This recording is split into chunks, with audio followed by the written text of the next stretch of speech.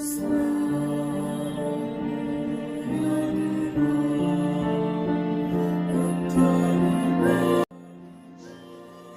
pagi, salam sejahtera buat anak-anak ibu semuanya.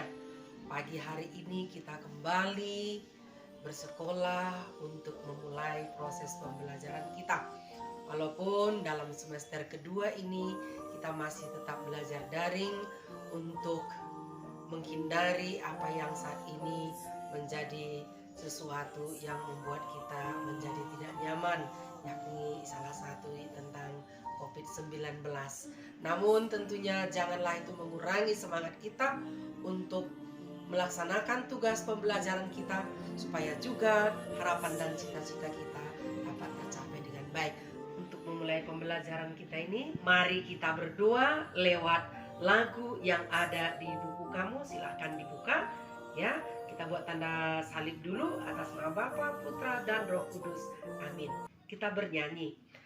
Datanglah ya Roh Pencipta, hati kami kunjungilah, penuhi dengan rahmat-Mu jiwa kami ciptaan-Mu.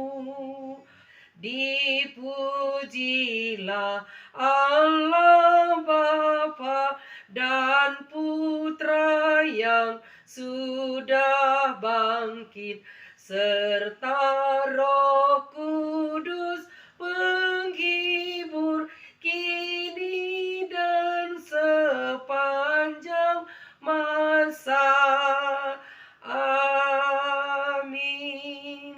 Dalam nama Bapa, Putra, Roh Kudus. Amin. Baik anak-anak ibu semuanya, mari kita lihat materi pembelajaran kita, yakni Yesus mengutus Roh Kudus. Yesus mengutus Roh Kudus. Nah, dalam materi ini ada beberapa poin penting yang perlu kita ketahui nantinya. Pertama, apa itu Roh Kudus? Atau Roh Kudus itu adalah Allah itu sendiri. Roh Kudus itu adalah bagian dari diri Allah sendiri. Seperti yang pernah kita Ibu jelaskan juga di pertemuan sebelumnya di semester lalu ya. Allah Bapa, Allah Putra, Allah Roh Kudus, yang sering juga dengan disebut Allah Tritunggal. Jadi Roh Kudus itu adalah Allah itu sendiri. Yang kedua, peristiwa turunnya Roh Kudus atas para rasul. Kemudian peran Roh Kudus pada para rasul. Nah, untuk itu mari kita lihat satu persatu ya. Untuk lebih memahami, silahkan dibaca nanti ya tentang mengenal Roh Kudus yang berkarya dalam hidup kita dengan saksi. Ya, kisah sebuah cerita tentang saksi. Silahkan nanti dibaca di situ. Bagaimana seorang itu bersaksi, merasakan betapa besar peran Roh Kudus dalam peristiwa yang dia hadapi. Nah, untuk itu mari kita lihat lewat kutipan kitab suci kisah tentang turunnya Roh Kudus atas para rasul, yakni Yohanes 16 ayat 8 sampai 15. Ya, silahkan nanti dibaca anak-anak ibu semuanya, supaya kamu semakin mengerti dan semakin memahami apa itu Roh Kudus itu. Apa perannya bagi murid-murid Yesus dalam melaksanakan tugasnya. Nah, anak-anak ibu semuanya, untuk lebih memahami nanti bagaimana turunnya Roh Kudus atas para rasul, baiknya kita membuka kitab suci kita, yakni Yohanes 16 ayat 8 sampai 15.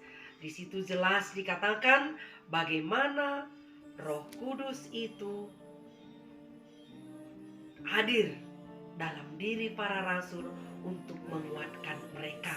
Dan selanjutnya nanti kisah para rasul bab 2 ayat 1 sampai 13. Ini masih menyangkut tentang kedatangan Roh Kudus dalam diri para rasul. Baik, untuk itu anak-anak ibu semuanya, silakan nanti buka ke bukunya kembali, dipahami ya, supaya nanti materi pembelajaran kita ini bisa materi pembelajaran kita bisa kamu pahami dengan baik. Untuk itu, mari kita tutup dengan doa. Atas nama Bapa dan Putra dan Roh Kudus. Amin. Allah Bapa yang maha baik, kembali kami bersyukur kepadamu atas segala berkat dan rahmat-Mu hari ini. Kami telah mengetahui bahwa Roh Kudus berkarya dalam diri kami. Ajarlah kami Tuhan, agar kami semakin mampu merasakan kehadiran Roh-Mu dalam hati kami, sehingga kami mampu untuk menjadi saksi-Mu demi Kristus Tuhan dan Juru Selamat kami. Amin. Dalam nama Bapa, Putra, dan Roh Kudus.